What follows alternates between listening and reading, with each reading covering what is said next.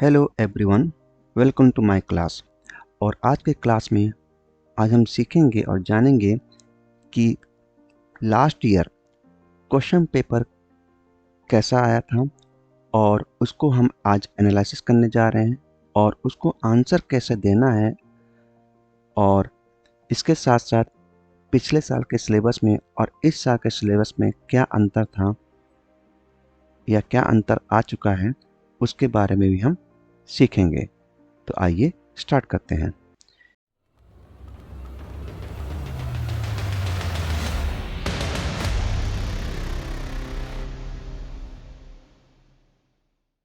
सबसे पहले हम इस साल का सिलेबस को हम देख लेते हैं।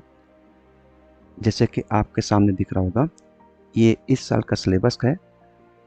सीबीएसई के द्वारा जो अपने वेबसाइट पर जो उन्होंने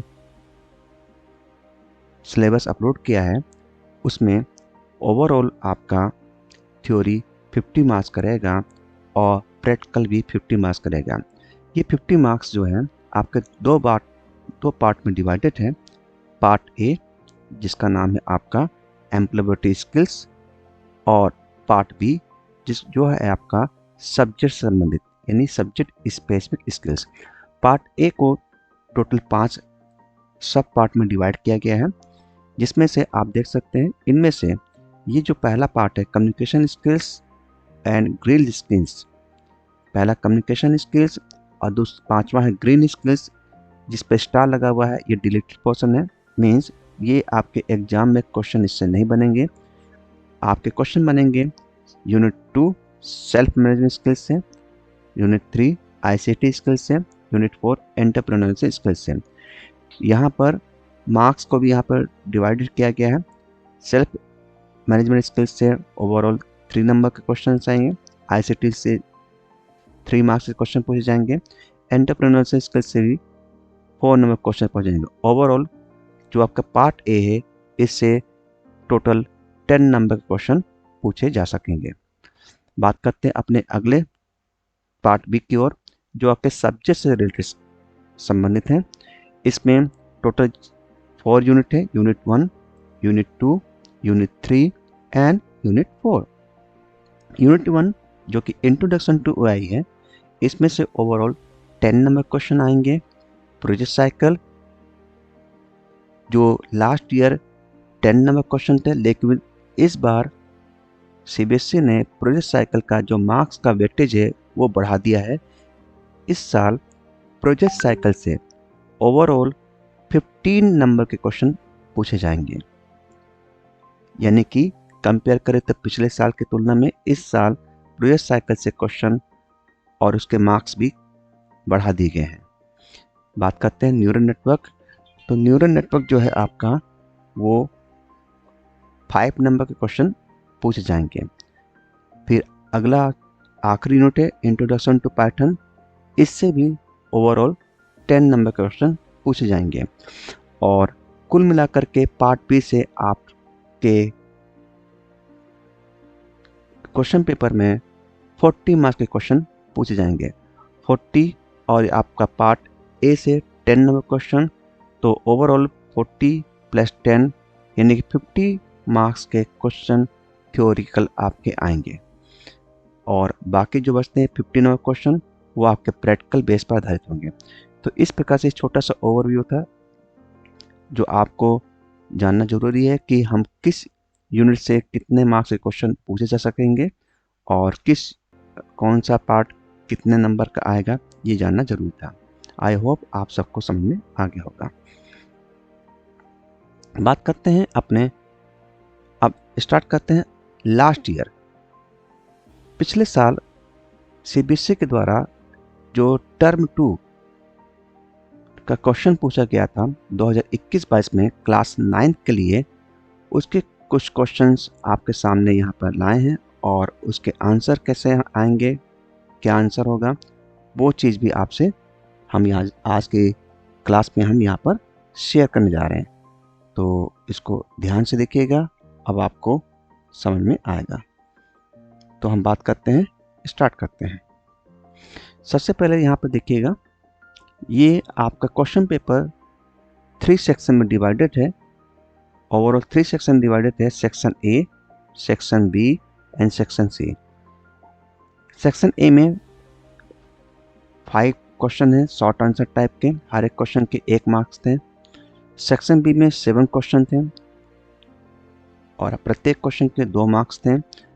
और सेक्शन सी में 2 क्वेश्चन थे जो कि लॉन्ग आंसर टाइप में थे और हर एक क्वेश्चन के 3 मार्क्स थे। ये तो पिछले साल लास्ट ईयर टर्म वाइज पर बेस था, जो टर्म 1 टर्म 2 के आधार पर था। लेकिन इस बार जो है ओवरऑल जो आपका जो पेपर होगा वो 50 मार्क्स का क्वेश्चन आ सकते हैं, क्योंकि थ्योरिकल जो है वो है 50 मार्क्स का क्वेश्चन डिवाइड किया गया है। तो यहाँ पर जो आपका 25 दिया हुआ है, ये ओवरऑल आपका 50 मार्क के क्वेश्चन होंगे, मिनिमम इसके 50 मार्क के क्वेश्चन होंगे। तो बात करते हैं अपने क्वेश्चन की ओर चलते हैं। हमारा जो क्वेश्चन है, पहला क्वेश्चन, तो यहाँ पर आपको 6 में से आपके 5 क्वेश्चन आपको अटेम्प्ट करने हैं। पहला क्वेश्चन है यहाँ पर, a shopkeeper who introduce a new idea or method in the business is called. इसमें से आपको बताना है कि एक दुकानदार जो कि अपने बिजनेस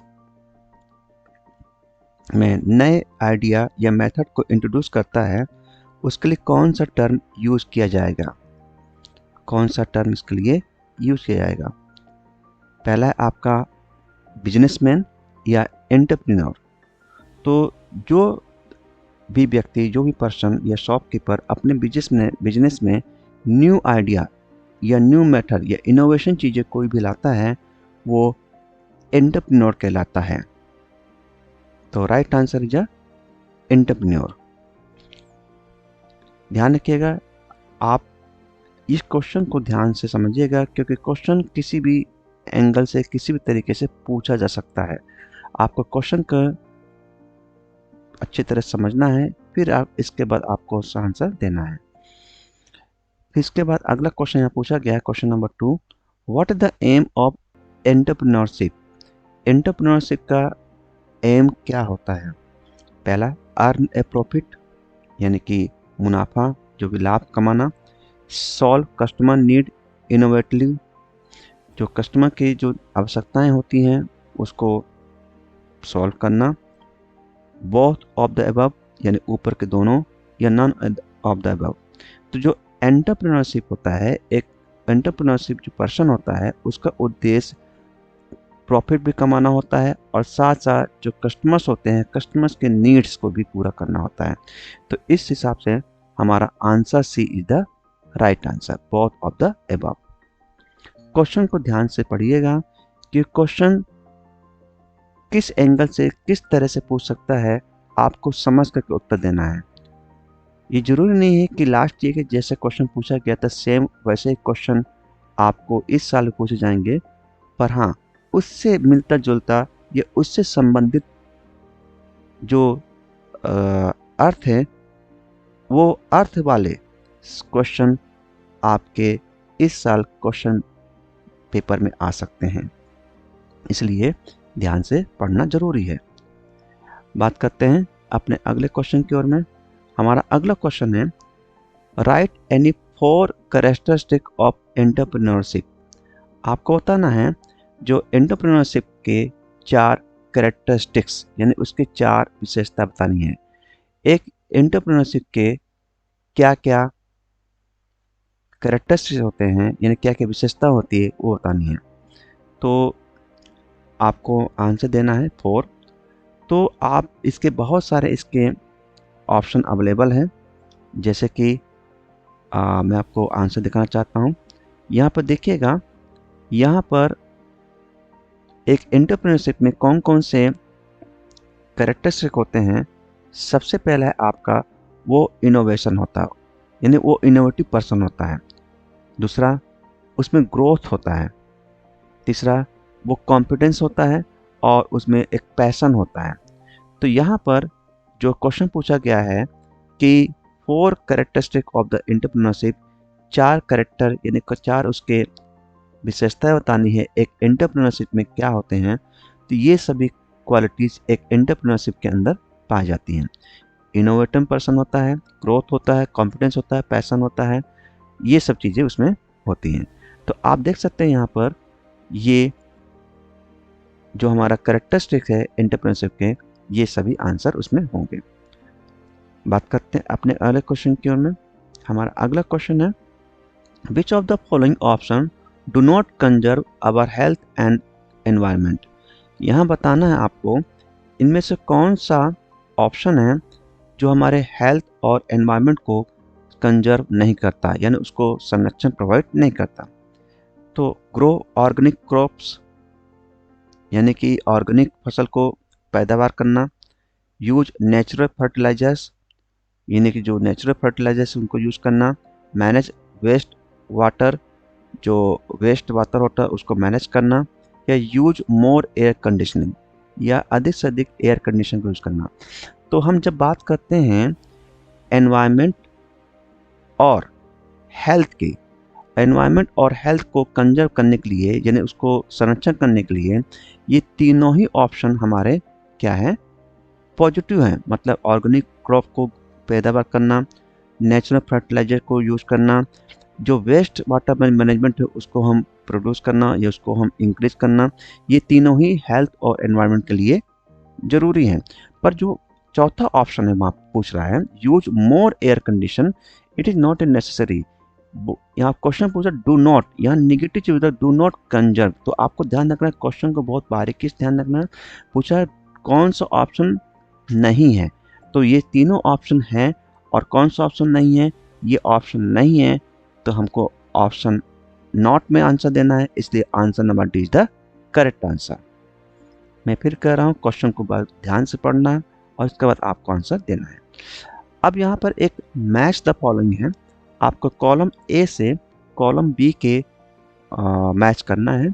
कॉलम ए में कुछ वर्ड लिखे हुए हैं जिससे रिलेटेड कॉलम बी को आपको क्या करना, मैच करना है। पहला है बायोमास एनर्जी, दूसरा है फॉसिल फ्यूल ऑयल, तीसरा है ट्रीज, चौथा 3 आवर्स।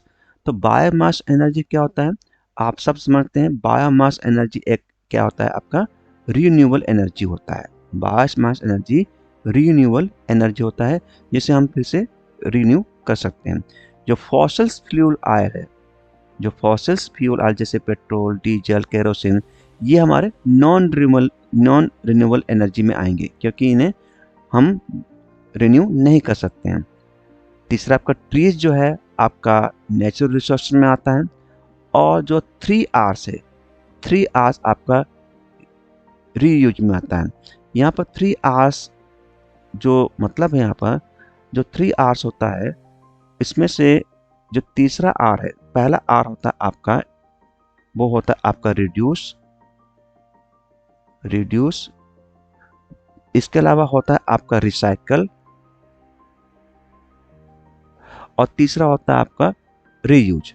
तो यहाँ पर 3 आवर्स में आपको तीनों याद रखने हैं, रिड्यूस, रिसाइकल और रीयूज। तो यहाँ पर रीयूज का इस्तेमाल किया गया है। तो हम यहाँ पर 3 आवर्स जो होते हैं वो होता है आपका रिड्यूस, रिसाइकल, क्योंकि रिड्यूस और रिसाइकल दिया नहीं है तो रीयूज हमारा सही आंसर होगा। ये 3 आवर्स होते हैं आपका रिड्यूस, रिसाइकल और रीयूज, तो सही आंसर आपका रीयूज। नेक्स्ट क्वेश्चन आपका जो पूछ रहा है what should be do to save the environment, right any 4 step.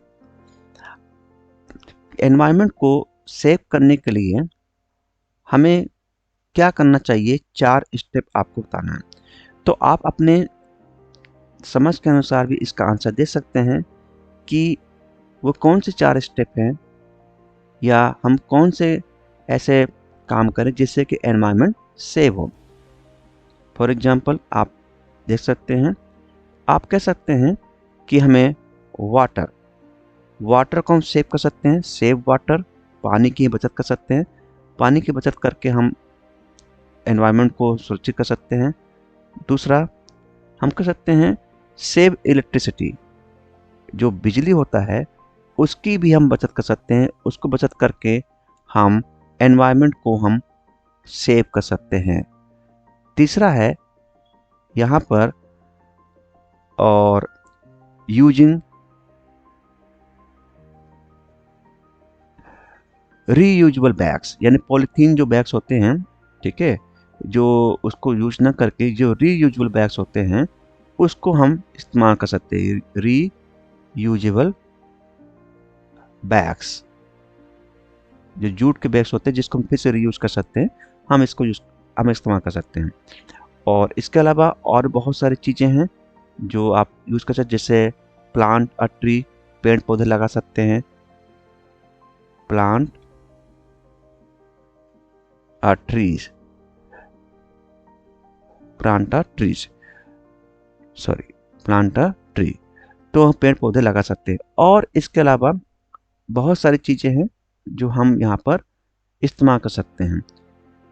तो इस प्रकार से हम 4 स्टेप्स पर्यावरण को बचाने के लिए, सेव करने के लिए कौन से 4 स्टेप है आप यहाँ पर इस तरह दे सकते हो। और बहुत सारे हैं, जैसे कि आप reduce pollution, save natural resources, avoid taking cars as much as possible, growing more trees and plants. बहुत सारे ऐसे स्टेप हैं जो एनवायरनमेंट को सेव करने के लिए यूज़ कर सकते हैं।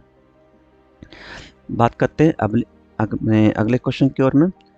हमारा अगला क्वेश्चन यहाँ पर पूछ रहा है कि what do you understand by artificial neural network. आपको बताना है कि आर्टिफिशियल न्यूरल नेटवर्क क्या है। तो इसका आंसर आप यहाँ पर देख सकते हैं। आर्टिफिशियल न्यूरल नेटवर्क के बारे में आपको आंसर देना है शॉर्ट में, क्योंकि यह शॉर्ट आंसर है।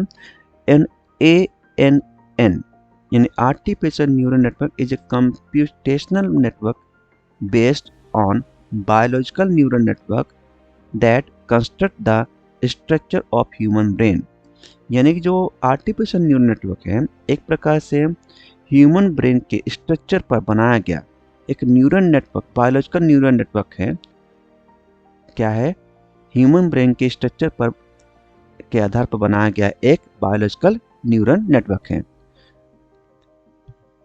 तो इसका आंसर हम इस तरह से दे सकते हैं। इसके बाद हम बढ़ते हैं अपने अगले क्वेश्चन की ओर। अगला क्वेश्चन हमको यहाँ पर पूछा है, डिफाइन करना है हमें डीप लर्निंग और मशीन लर्निंग के बीच में। यानी डीप लर्निंग क्या होता है और मशीन लर्निंग क्या होता है।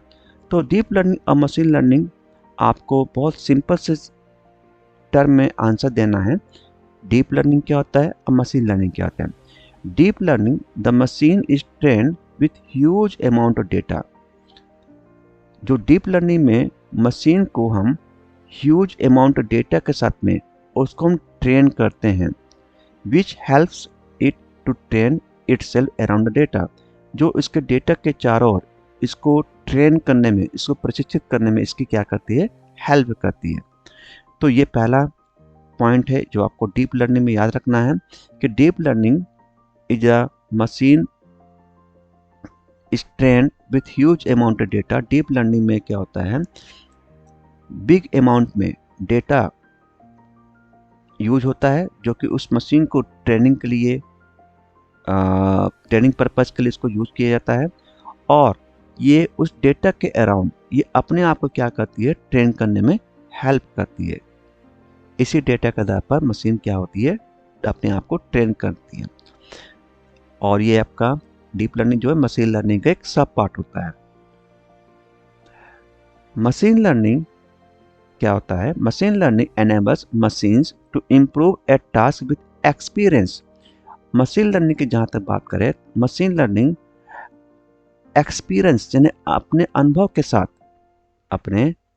के साथ ये टास्क को इम्प्रूव करने का, यह टास्क को सॉल्व करने के लिए ये क्या करती है, अपने आप को इम्प्रूव करती रहती है। मशीन लर्निंग जैसे कि नाम से पता चल रहा है, मशीन लर्निंग एक ऐसी प्रोसेस होती है जिसमें मशीन अपने डेटा और एक्सपीरियंस के साथ में जो भी इसको टास्क दिया जाता है उस टास्क को क्या करती है, इम्प्रूव करती है।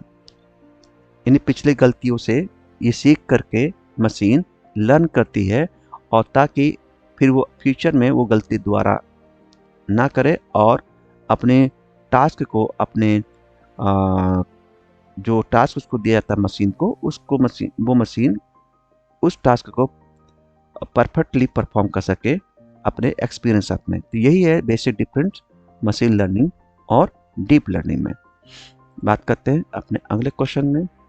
हमारा तीसरा क्वेश्चन पूछा गया है, न्यूरल नेटवर्क से क्वेश्चन पूछा गया। Neural network, what is the key advantage of neural network? Neural network होता क्या है, की एडवांटेज क्या है? तो यानी इसका बेसिक फंक्शन बताना न्यूरल नेटवर्क का। तो न्यूरल नेटवर्क का जो बेसिक फंक्शंस हैं वो क्या है, यहाँ पर आप देख सकते हैं बहुत ही सिंपल तरीके से लिखा हुआ है। आपको हेडिंग बनाना न्यूरल नेटवर्क। तो न्यूरल नेटवर्क क्या होता है? Neural network able to extract data features automatically without needing the input of the programmer। यानी न्यूरल नेटवर्क एक ऐसी प्रोसेस होती है, एक ऐसा फीचर्स होता है एआई का, जिसमें प्रोग्रामर के इनपुट दिए बिना, प्रोग्रामर के बिना इनपुट दिए ही, ये इनपुट देने के बिना ही ये ऑटोमेटिकली उस में से जो डेटा फीचर्स होता है, उस डेटा फीचर्स को ये एक्सट्रैक्ट करते हैं, यानी कि ये उसको एक्सट्रैक्ट करते हैं। तो ये है न्यूरल नेटवर्क का मेन फंक्शन। न्यूरल नेटवर्क क्या करता है, जो हम प्रोग्रामर के इनपुट के बिना ही, प्रोग्रामर के इनपुट दिए बिना ही ये उस डेटा में से जो फीचर्स होते हैं उसको ऑटोमेटिकली एक्सट्रैक्ट करने का काम करता है।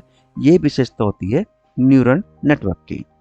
तो आपको इस तरह से याद रखना है कि neural network able to extract data features automatically without needing the input of the programmer.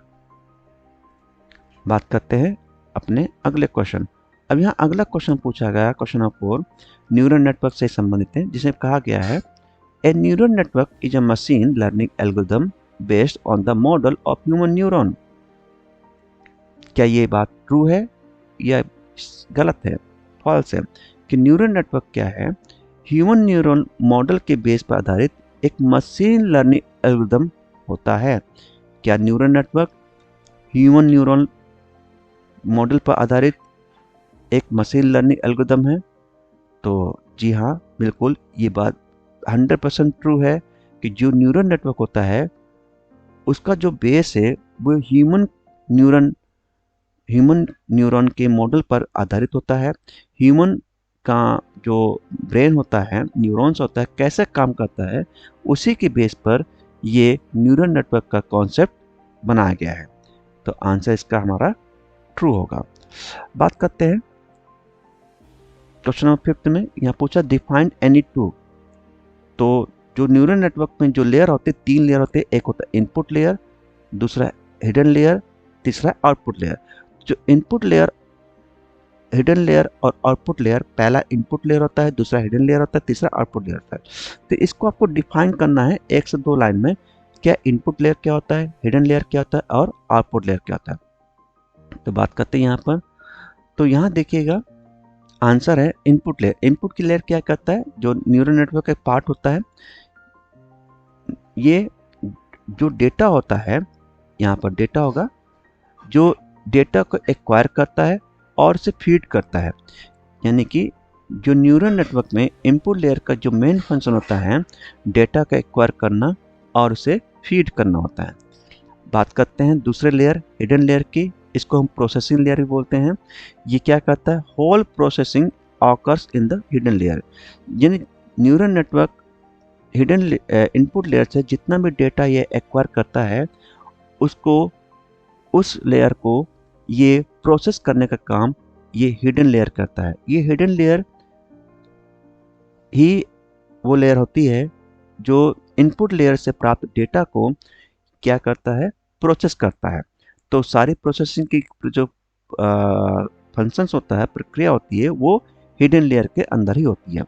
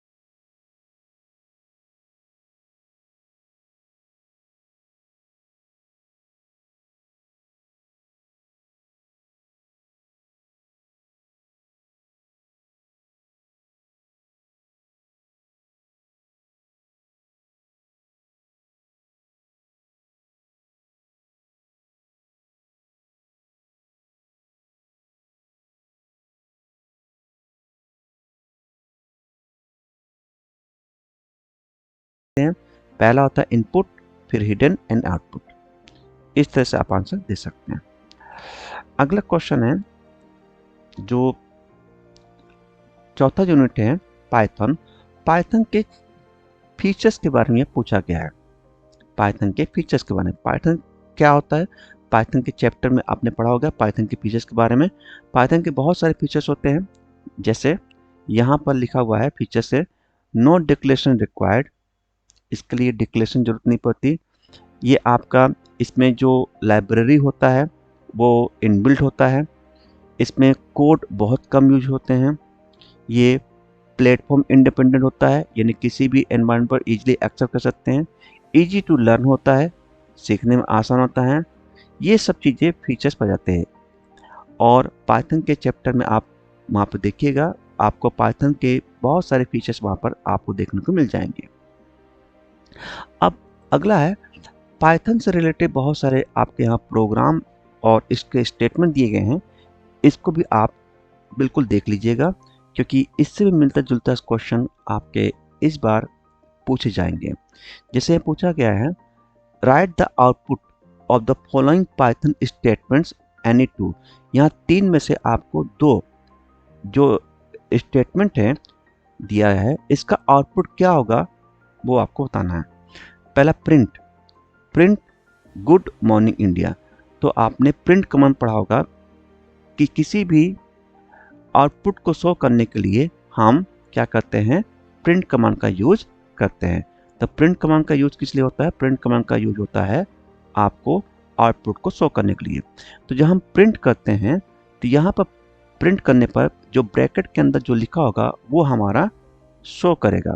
तो क्या शो करेगा, हमारा इसका आउटपुट शो करेगा, वो शो करेगा गुड मॉर्निंग इंडिया। यानी इसका आउटपुट जो होगा वो होगा आपका यहाँ पर गुड मॉर्निंग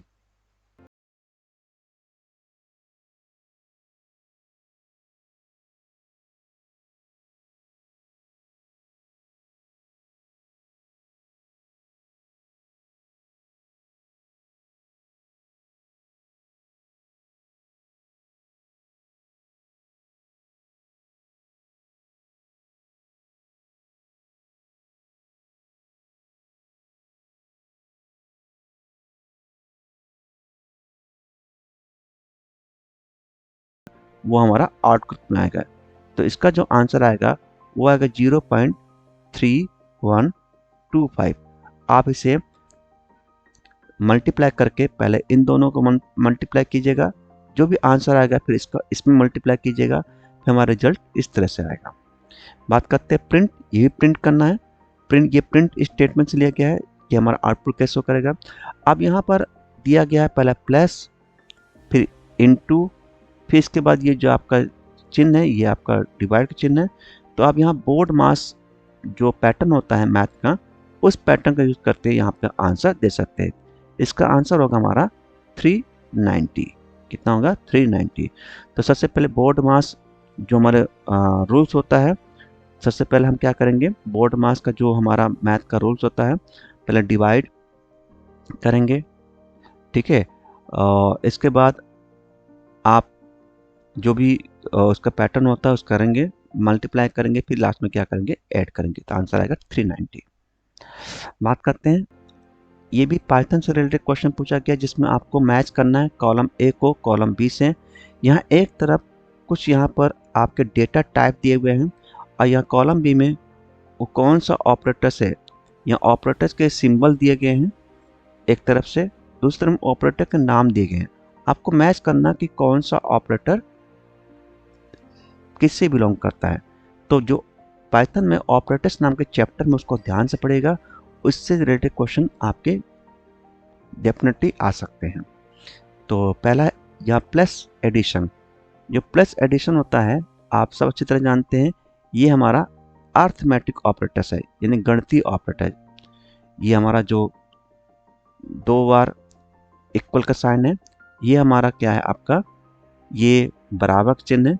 ये एक प्रकार से हमारा क्या है, कंपैरिजन ऑपरेटर्स है। क्या आपका ये कंपैरिजन ऑपरेटर।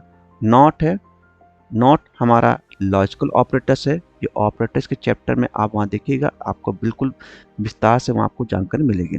और प्लस एंड इक्वल का साइन, एंड का साइन है, तो ये आपका क्या है, ये असाइनमेंट ऑपरेटर्स है। तो इस प्रकार से आप ऑपरेटर के सिंबल्स और ऑपरेटर्स का नाम आप इसको अच्छी तरह से पढ़ के जाइएगा। इस तरह से वेरिएबल भी डेटा टाइप पढ़ के जाइएगा। अब यहाँ देखिएगा पूछा गया है 9 नंबर में कि right the Boolean value, Boolean value जिसका आंसर या तो ट्रू होता है या तो फॉल्स होता है, आपको बताना है। जैसे प्रिंट आपको देना है, यहाँ पे क्या इसका चिन्ह क्या है, ये इसका मतलब होता है डज नॉट इक्वल, बताना क्या ट्रू है या फॉल्स है। 10 इज डज नॉट इक्वल 23, क्या 10 23 के बराबर नहीं है, बिल्कुल सही है।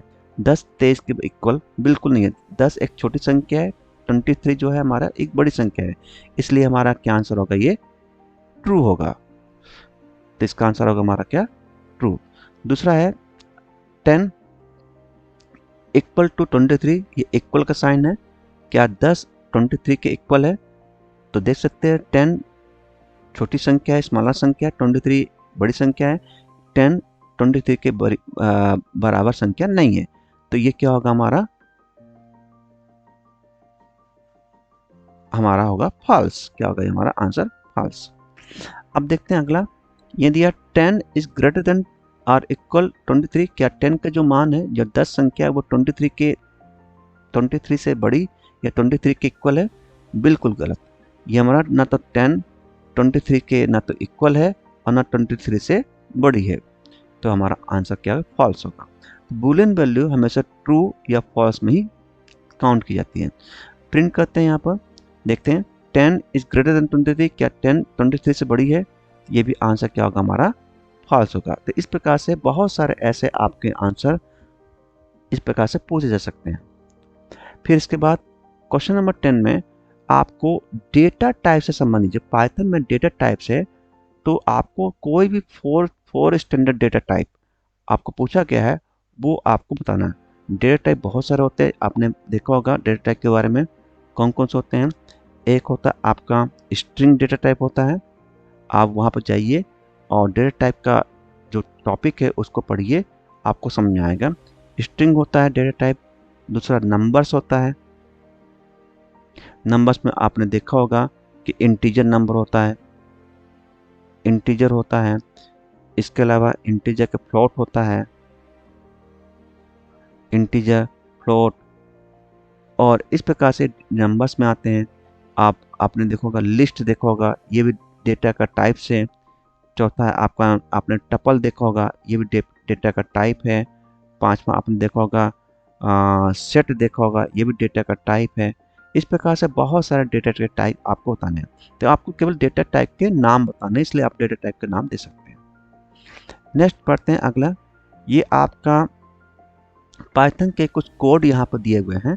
आपको क्या करना है, यहाँ पर इसका आंसर देना है कि इसमें आपको क्वेश्चन को ध्यान से पढ़िएगा और तब आंसर दीजिएगा, तब आपको समझ आएगा। लिखा हुआ है mister Ansh has written following Python code. Mister Ansh ने कुछ पाइथन कोड लिखे हैं। This code is showing error, ये कोड में कुछ एरर शो हो रहा है। Help mister Ansh to rectify the error, आपको मिस्टर अंश की हेल्प करना है इस एरर को दूर करने के लिए। Underline the error and rewrite the code, आपको इस एरर को अंडरलाइन करना है, कहाँ पे अंडरलाइन है, कहाँ पे एरर है, उसको अंडरलाइन करके आपको कोड को फिर से लिखना है। तो आप सब जानते हैं ए हमारा क्या है, वेरिएबल है। ए हमारा वेरिएबल है जिसमें 10 की वैल्यू इंक्लूड है। तो यहाँ पर जो हमारा गलती है वो क्या है, 20। वेरिएबल को कभी हम नंबर से डिनोट नहीं करते हैं। वेरिएबल नाम के टॉपिक में आप देखिएगा, पढ़िएगा वहाँ पर जा करके, तो वहाँ पर वेरिएबल के कुछ रूल समझाए गए हैं कि वेरिएबल कहाँ से स्टार्ट होते हैं, वेरिएबल किन किन चीज़ों से स्टार्ट होता है। वहाँ एक रूल ये भी है कि वेरिएबल कभी भी नंबर से स्टार्ट नहीं होते हैं। तो इसका सही आंसर क्या है, इसका सही आंसर होगा A 10, होगा B 20। इसके बाद यहाँ पर ये हमारा सम है, सम फंक्शन नहीं होता है बल्कि होता है प्रिंट फंक्शन। किसी भी डेटा को आउटपुट करने के लिए प्रिंट फंक्शन होता है। तो प्रिंट हम कर सकते, क्योंकि यहाँ C अवेलेबल नहीं है, हम दोनों को अगर ऐड करना चाहते हैं तो a प्लस बी कर सकते हैं। तो इसका आंसर a प्लस बी में आएगा और आंसर आपका 30 आएगा। क्या आएगा? आउटपुट इसका 30 आएगा, क्योंकि a प्लस और b का वैल्यू क्या आएगी? 30 आती है। तो इस तरह से हम यहाँ पर पाइथन कोड को हम एरर को हम दूर कर सकते हैं। इसके बाद है, यह प्रश्न पूछा गया है, write Python code to find multiplication of two numbers, display the results. अब आपको रिजल्ट भी डिस्प्ले करना है, तो आपको यहाँ पर दो नंबर का मल्टीप्लाई करते हुए पाइथन में कोड लिखना है। तो कैसा कोड होगा यहाँ पर मैं आपको सीधे ले चलता हूँ। तो फॉर एग्जाम्पल ए नाम के वेरिएबल में हमने डेटा स्टोर किया 4, बी नाम के वेरिएबल में हमने नंबर स्टोर किया 2। अब क्योंकि हमको यहाँ पर फाइंड करना मल्टीप्लिकेशन, तो हम मल्टी नाम का वेरिएबल लेंगे। इस मल्टी नाम के वेरिएबल के बाद हम जो हमारा यहाँ पर डेटा हमने लिया था, इस जो हमारा डेटा लिया था ए और बी, इन दोनों के बीच में हम मल्टीप्लाई का चिन्ह जो कि स्टार होता है उसको हम यूज़ करेंगे ए और बी के बीच में। इसके बाद किसी भी वेरिएबल को अगर हमको स्टेटमेंट को प्रिंट करना होता है तो हम प्रिंट कमांड का यूज़ करते हैं, और प्रिंट स्टेटमेंट का यूज़ करके हम मल्टी नाम के वेरिएबल में जो वैल्यू होगा उसको हम प्रिंट करेंगे। तो प्रिंट करेंगे प्रिंट मल्टी। तो यानी कि यहाँ पे a plus a into b का अंदर जो हमारा वैल्यू होगा वो मल्टी नाम के वेरिएबल में स्टोर हो जाएगा। जब इस मल्टी नाम के वेरिएबल को जब प्रिंट करते हैं तो हम सब जानते हैं 4 इंटू 2, तो इसका आंसर आएगा हमारा 8। सिमिलरली इसी तरह से हम ऐड का भी यानी प्लस का निकाल सकते हैं। इसी प्रकार से हम माइनस यानी सब्ट्रैक्ट निकाल सकते हैं, मल्टीप्लाई का भी निकाल सकते हैं, इसी प्रकार से डिवीजन का भी निकाल सकते हैं। तो इस प्रकार से हम किसी भी दो संख्याओं को जोड़, घटाव, गुणा या भाग हम संख्या निकाल सकते हैं। और किन तरह से कैसे निकालते हैं इसका आप वेरिएबल नाम के चैप्टर में देखिएगा, वहाँ पर आपको ये सभी चीज़ें मिल जाएंगे। अब यहाँ पर अगला क्वेश्चन है, what output given by the following Python code. तो यहाँ बताना है कि पाइथन निम्नलिखित पाइथन जो कोड लिखा है इसका आउटपुट क्या होगा, इसका आउटपुट क्या होगा। तो यहाँ पर लिखा है var, एक हमारा वेरिएबल है जिसमें इंडिया लिखा हुआ है।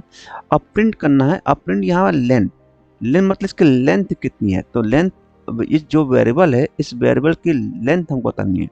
तो यहाँ पर लेंथ होता है जो कि उस संख्या इन्वर्टर कॉमा के अंदर डबल कोटेशन के कितनी संख्या लिखी हुई उसकी अक्षरों को काउंट करना है। जो अक्षर है कैरेक्टर्स है उसको काउंट करके बताना है। जो लेंथ नाम का जो हमारा है ये क्या करता है, ये कैरेक्टर को काउंट करता है। जो कैरेक्टर्स होते हैं उन कैरेक्टर्स को क्या करना, हमें काउंट करना है।